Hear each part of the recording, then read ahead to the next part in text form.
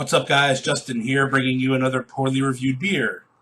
Today we are checking out from Fullsteam Brewery, Common Good, Kentucky Style Common.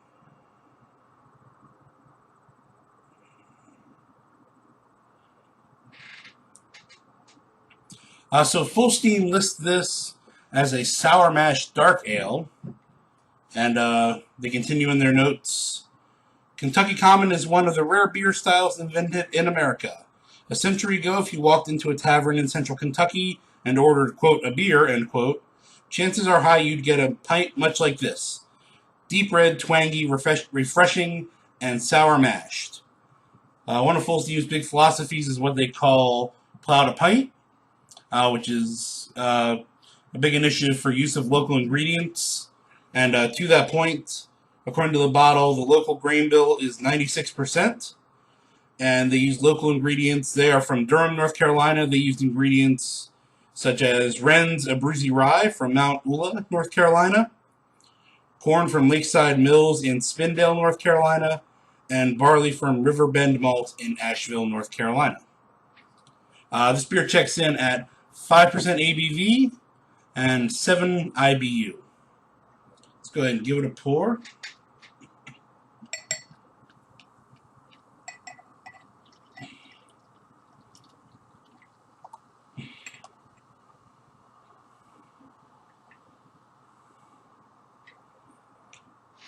Lots and lots of carbonation initially, though the head went away almost immediately.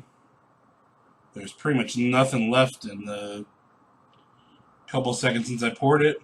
Nice, pretty deep red color. Yeah, nice, pretty color. As I put it up to the light, I guess it was just a little too dark, but I can see carbonation bubbles shooting up through the glass. So, very, very high amount of carbonation. I can see them on top, but all that carbonation is dissipating extremely quickly. Let's go in for a taste.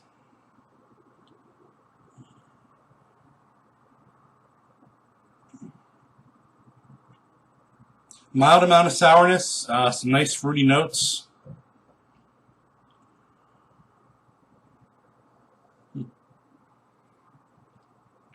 So, frankly, I stayed away from this beer. It's been in my fridge for a little while.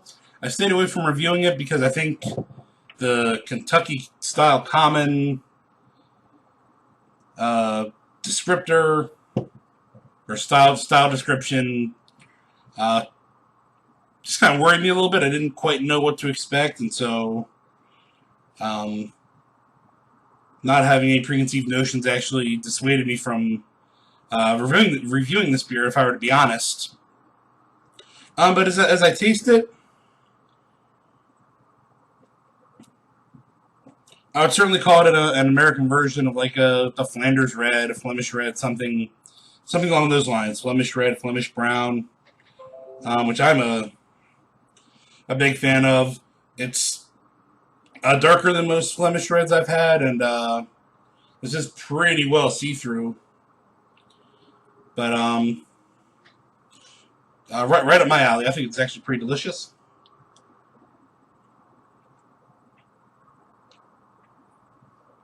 In terms of a little bit of a grain note, again, using rye and corn and what else? Rye, corn, of course, barley. But pretty diverse grain bill used in the making of this beer, and you can kind of get a little bit of those grains towards the back of the sip. But yeah, it comes off as moderately sour initially.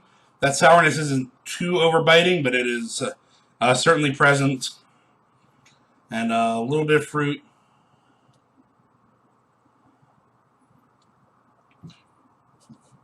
Nothing really too funky like you would see more in the Flanders Reds, but I think that's probably my closest descriptor. It's different from like a pure Goza, in my opinion.